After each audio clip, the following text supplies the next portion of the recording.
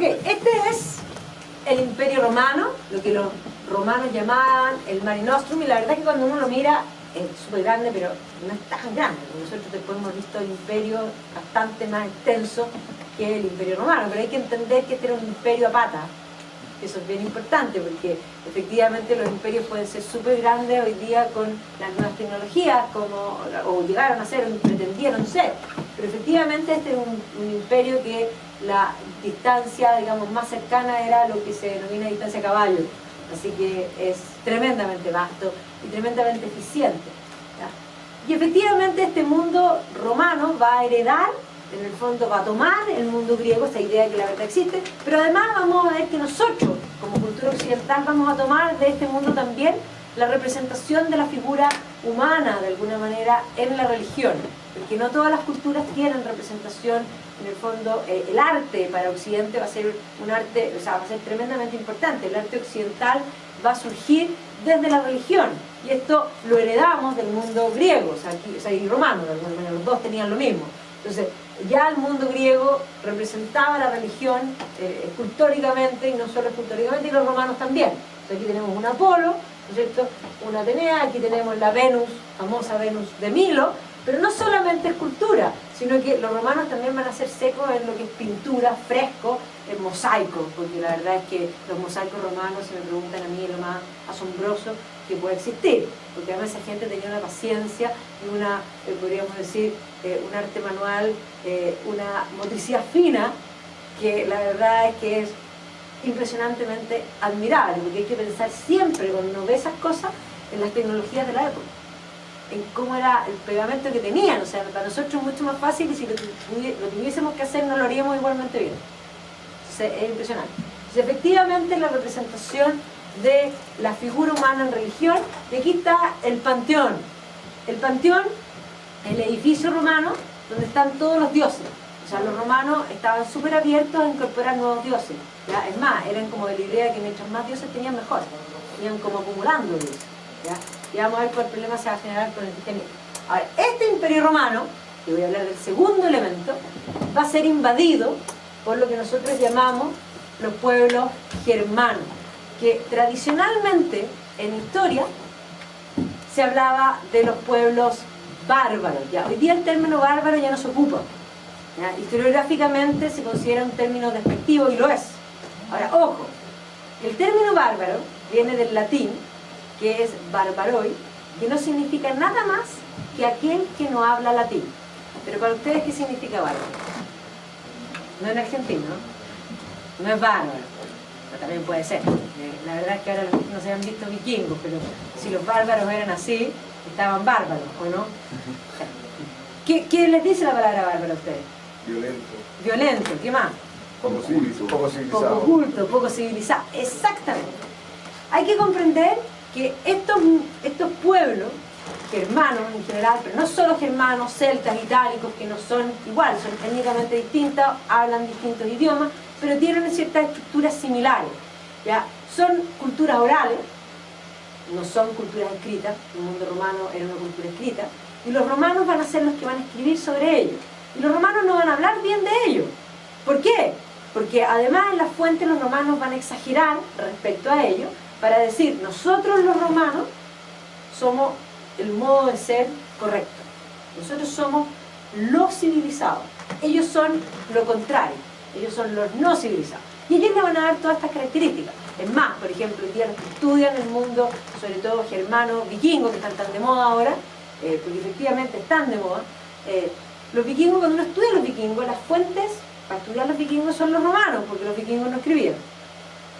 Tardíamente los vikingos van a empezar a escribir y van a hablar de sí mismos, pero ya cuando ya son cristianos. O sea, el cristianismo es el que trae la escritura para el mundo vikingo. Por lo tanto, estudiar el mundo vikingo puro es complejo, porque las fuentes son, podríamos decir, no prístinas, no claras, ¿ya? Entonces los romanos hablan peste. Entonces los romanos, por ejemplo, hablan, primeramente dicen que los vikingos, los llaman strictifini, vivían desnudos, que vivían en el bosque, dormían en el bosque, comían la carne de las bestias, y un poco para enfatizar que eran lo peor. Pero cuando nosotros hoy día se cruza la historia escrita con la arqueología, La arqueología ha descubierto tumbas vikingas en las cuales hay un barco, un longship gigante, con las tumbas más espléndidas, no precisamente desnudos, sino que incluso con sedas de la China, y que uno dice, me están molestando, aquí hay alguien que mintió. ¿Quiénes mintieron? Los romanos, obvio que mintieron. Si hay que entender que siempre las fuentes históricas son políticas. ¿Ya? El que escribe la historia quiere decir algo para después. ¿Ya? Entonces hay que tenerlo bastante claro. Entonces, para nosotros que llegó, cuando usamos el término bárbaro, decimos, esta gente no tenía nada que aportar, porque no tenían cultura.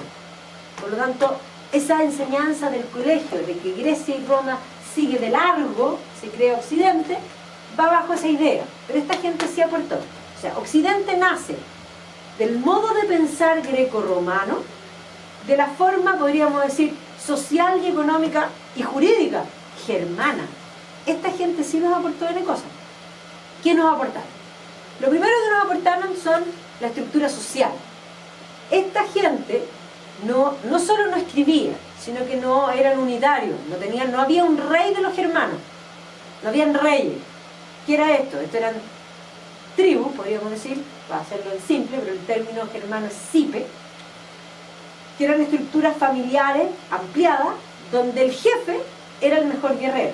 Entonces la cipe 1 no era amiga de la cipe 2, ni de la 3, ni de la 4, ni de la 5, ni de la 6, ni de la 7, ni de la 8. Vivían en los mismos territorios y cazaban en el mismo bosque. Simple, peleaban por los mismos recursos. Y por lo tanto peleaban. Sí, son culturas guerreras. Guerreras principalmente porque hay muchos enemigos, porque mientras más atomizados, más enemigos hay. Obvio. Entonces, efectivamente la estructura social de la cipe, donde todos eran parientes, porque es una estructura familiar ampliada, era un vínculo sanguíneo, el jefe era el mejor guerrero y peleaban con la familia, podríamos decir, del lado. ¿Ya? Esa estructura es lo que se va a extrapolar después del feudalismo. Los vínculos que eran sanguíneos ahora van a ser vínculos de vasallaje y los jefes de cipe se van a convertir después en señores feudales. O sea, el feudalismo atomizado que va a surgir en Occidente después de la caída del Imperio Romano se debe a esta estructura que ellos tenían de antes. O sea, ¿heredamos algo de ellos? Sí, pero no solo heredamos eso. Esta gente no escribía. Insisto, el no escribir no implica ser inculto ni incivilizado, como los romanos nos han intentado convencer y como a nosotros nos tratan de convencer en el colegio, como si lo más importante fuese leer y escribir. En este país es divertido porque tenemos un problema que los niños leen y no entienden lo que leen. Ya, leer no garantiza absolutamente nada. Como no leer tampoco garantiza no ser inculto. ¿Ya? Hay gente que no lee y que es tremendamente sabia en muchos otros aspectos. ¿Ya? O sea, las culturas orales son culturas. Bueno, y en este caso, esta gente tenía su propia cultura y tenían sus propios sistemas. Aunque no escribían, ellos tenían ley. ¿Cómo van a tener ley si no es escrita? Bueno, existe lo que se llama la ley no escrita, que se conoce como el derecho de la costumbre, el derecho consuetudinario. Un derecho que por lo demás, hoy día voy a hablar de la contingencia, ayer, escuchando en la radio después del juicio famoso de esta pobre mujer que le sacaron los ojos, ya, exactamente, y que varios decían que cómo le habían bajado la pena, que deberían haber sido una sentencia ejemplificadora. Nosotros no tenemos, en el fondo, jurisprudencia que nos permita establecer sentencia ejemplificadora. Eso es el derecho a la costumbre. Nosotros tenemos código y los jueces lo que hacen es seguir la ley. Y según la ley, además, no fue impune, lo dejaron a 18 años. Está bien, le bajaron la pena. Pero bueno, según las pruebas, lo que pudieron probar, eso es lo que el derecho, podríamos decir, positivo o escrito, te conduce. El derecho a la costumbre es muy distinto. El derecho a la costumbre cada caso va dejando precedentes. Y por lo tanto, el caso siguiente se basa en el juicio anterior. Y este derecho a la costumbre, que es un derecho no escrito, todavía existe. En el mundo existe y funciona. Inglaterra no tiene derecho escrito, no tiene ningún derecho escrito. Lo único escrito que tiene Inglaterra es la Carta Magna de 1215. Eso podríamos decir es su constitución. Una plana, es una plana, con letras chicas, sí, pero es una plana.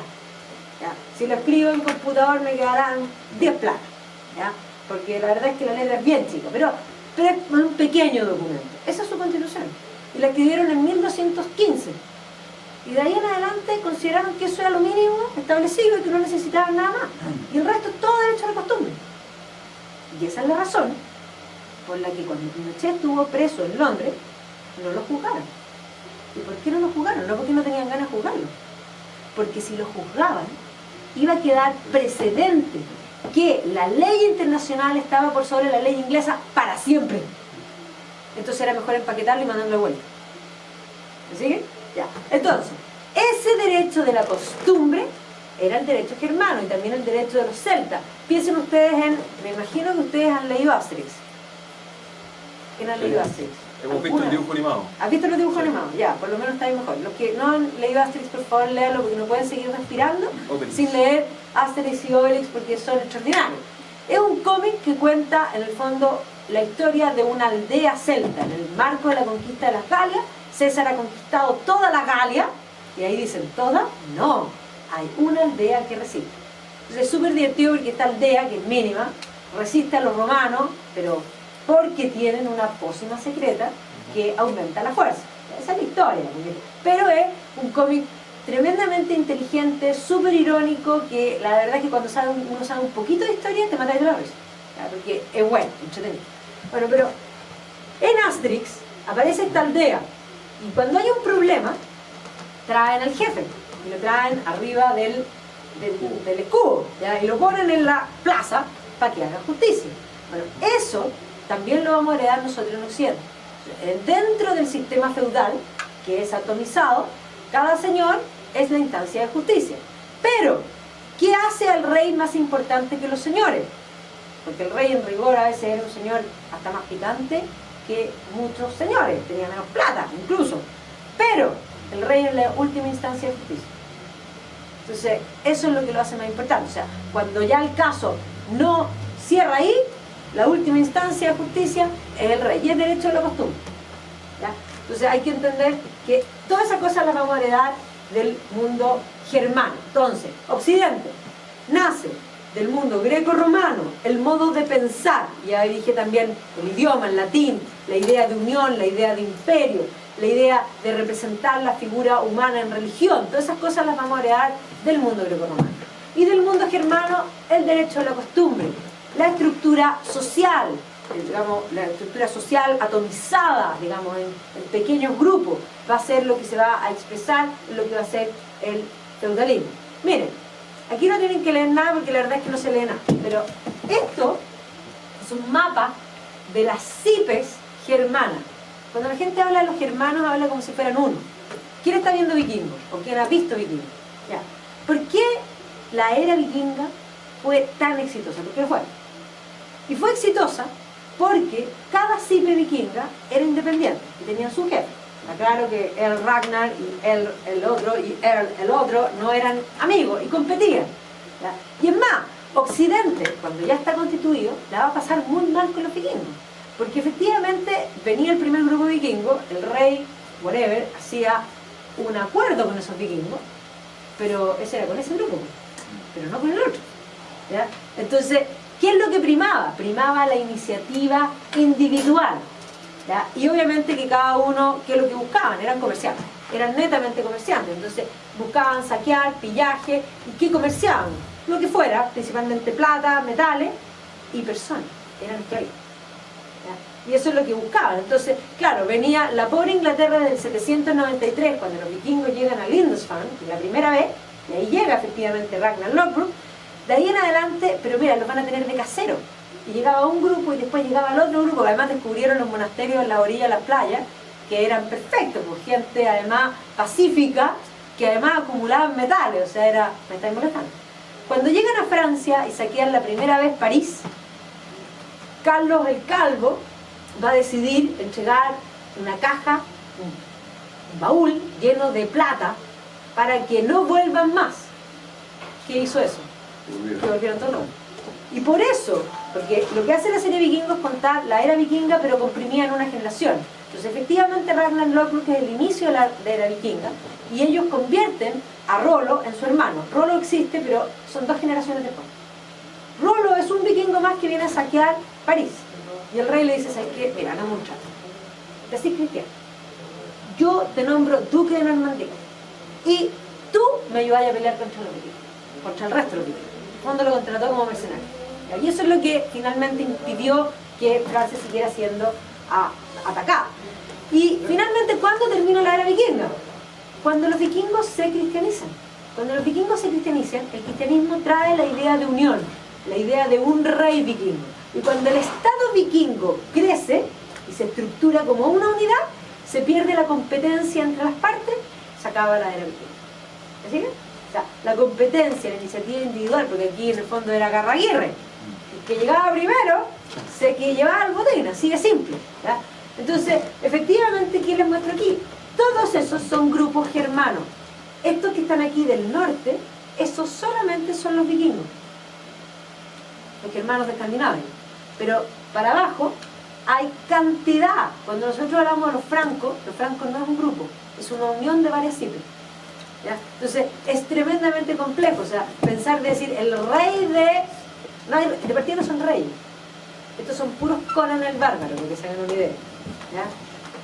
Entonces, de ese mundo los vikingos es una parte, y efectivamente los vikingos van a pasar a la historia como algo importante, porque cuando Occidente ya está formado, ya es cristiano, los vikingos, que aún son paganos, ponen en jaque la cultura occidental. ¿Ya? Y por eso, en el fondo, entre Atila, el bárbaro, podríamos decir, y los vikingos, la diferencia es que uno es rubio y el otro no, era como la misma cosa, el azote de Dios, pagano, o sea, una cosa tremenda. Y claro, ellos van a, efectivamente, a través de la tecnología de la creación de los longships, van a poder llegar a montones de lugares y poner en jaque. La gracia de la serie Vikingo es que los ha humanizado. De partida los ha puesto realmente como son, porque nosotros teníamos antes idea de vikingos, eran en el fondo esta gente barbuda, con, qué sé yo, y con unos yelmos con cacho. Bueno, y ustedes saben que no hay ningún yelmo con cacho que se haya encontrado jamás nunca. Los yelmos con cacho de invención del siglo XIX, los vikingos no usaban yelmos con cacho. Pero, ojo, si ustedes compran el Playmobil vikingo, tiene cacho. ¿Ya? Y el de Lego también. ¿Ya? Pero esto en el fondo lo que nos pasó es que nos metimos dentro de ellos, nos hicimos amigos y de alguna manera incluso uno quiere que ganen los vikingos. ¿Ya? O sea, nos cayeron bien. O sea, a mí, si me preguntan a mí, Ragnar, ídolo. La muerte de Ragnar para mí fue una cosa, yo sabía que iba a morir porque yo me había leído toda la saga, porque esto está basado en la saga germánica, y mi marido, yo cada vez que le decía lo que iba a pasar, me odiaba. Pachini con el Pero bueno, en fin. Entonces, culturas guerreras, atomizadas. La guerra es parte esencial de esta cultura. Entonces, este mundo sí nos aportó varias cosas para lo que va a ser nuestra cultura occidental. No solo los vikingos, estos son los celtas cohabitan con los vikingos hablan germano, los vikingos y los germanos en general hablan germano, o sea, un idioma anterior a lo que, digamos, el abuelo, podríamos decir, de lo que es el alemán, diría. Y no solo el alemán, o sea, hay varias lenguas que tienen raíz germana, pero los celtas hablan gaélico, ¿ya? Y los celtas no son, podríamos decir, los celtas es una unión más cultural, ¿ya? Cohabitaban, o sea, Francia era Gala, todo lo que es el norte de España, todo lo que es Galicia, el nombre es Galo, Galicia, Gales, acá también, la Galatia, todo lo que es galo es celta. ¿Ya? Y esto es cultural, pero efectivamente cohabitan y tienen estructuras similares. O sea, para los romanos la verdad es que uno hablara germano y el otro hablara gaélico, y que uno tuviera el bigote de un modo y el otro el bigote del otro, que uno usara pantalones con cuadraditos, porque estos son los que usan kilt, ¿ya? Y los otros no les hacía mucha diferencia. Para los romanos eran la misma cosa. Sí, exactamente. Entonces, efectivamente aquí tenemos otro grupo, no solo otro lenguaje, otra cultura, otros dioses, otras creencias. Ya los celtas